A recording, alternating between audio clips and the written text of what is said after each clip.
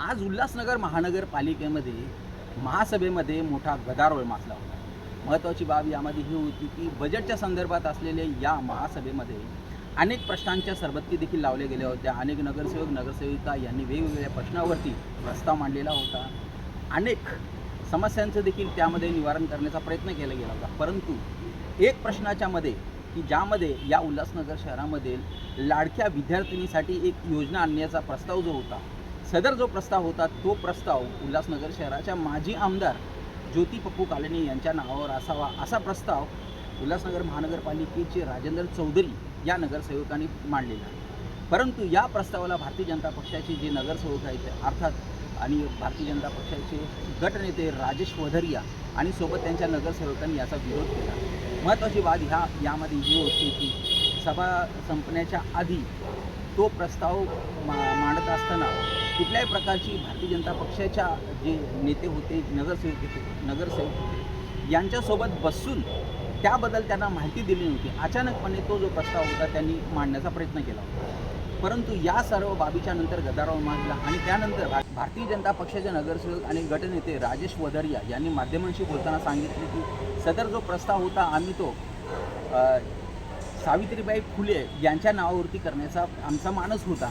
परंतु कुठल्याही प्रकारची आमची जी सहमती न घेताना शिवसेना शिंदे गटाच्या माध्यमातून माजी आमदार ज्योती कालनी यांच्या नावाने तो प्रस्ताव सादर करण्यात आला. परंतु या सर्व बाबतीमध्ये बोलताना महापौर अश्विनी निकम यांनी सांगितले की कशा प्रकारे हा जो प्रस्ताव आहे की तो या शहराच्या विकासासाठी अनेक कार्य केलेले जे ज्योती कालनी यांच्या नावावर असावा हा त्यांचा मानस होता. परंतु आता यामध्ये एकच दिसून येत आहे की भारतीय जनता पक्ष आणि शिवसेना शिंदे गट जरी सत्तामध्ये एकत्र जरी असले परंतु त्यांचा एकमेकांशी जो बेव बनाव आहे तो उघडपणे येत आहे. अशातच भारतीय जनता पक्षाचे माजी अध्यक्ष प्रदीप रामचंद्रांनी यांनी माध्यमांशी बोलताना सांगितलं की हा जो प्रस्ताव आहे तो ऑलरेडी आमच्याच आता भारतीय जनता पक्षाच्याचीच ती निर्मिती आहे. सन्माननीय मुख्यमंत्री देवेंद्र फडणवीस यांच्या मार्गदर्शनाखाली सदर जो प्रस्ताव होता सदर जे नाव फायनल करण्यात आलेलं असताना शिवसेना शिंदे गट याचा पूर्णपणे स्वतःचाच ती आमचीच योजना आहे असं दाखवत आहे.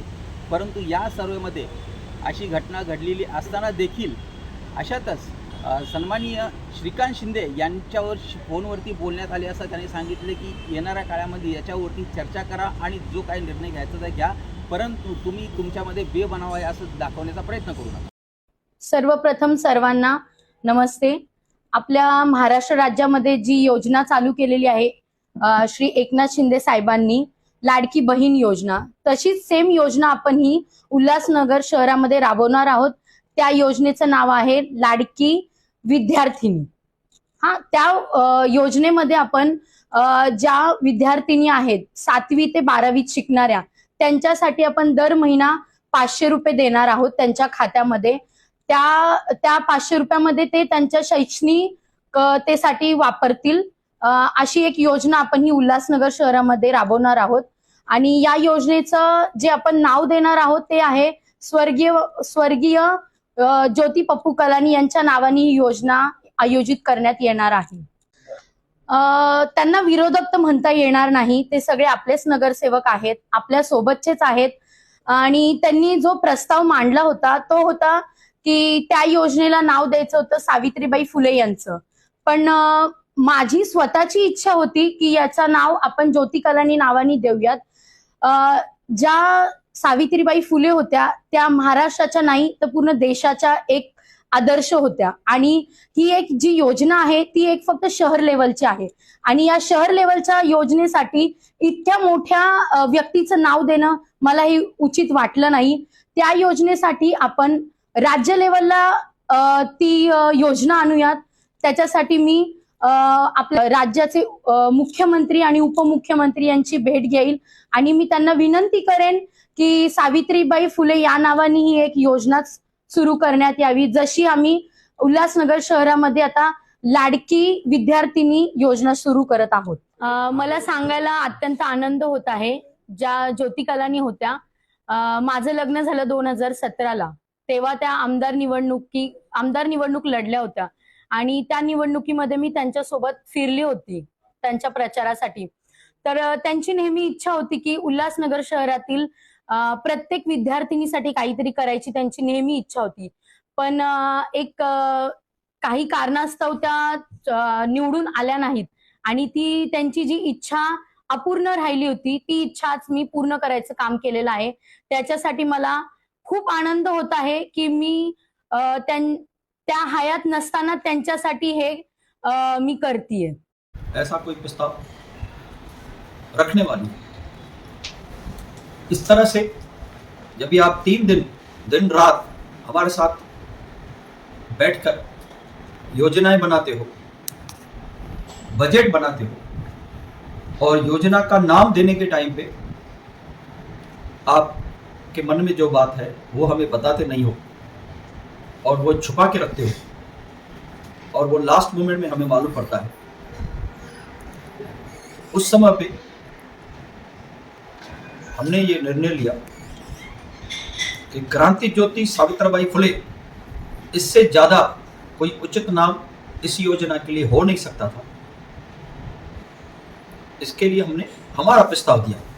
देखिए, किसी भी इस योजना का भारतीय जनता पार्टी ने विरोध नहीं किया। ये योजना ही भारतीय जनता पार्टी ने लाई थी।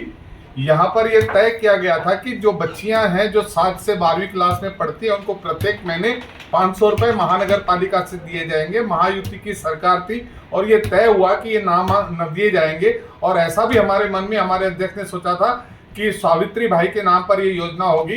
लेकिन अक्सर देखा गया है कि टीओ का काम रहता है कि हमेशा अवसर ढूंढना और अपना काम कम करना, ज्यादा नाम करना।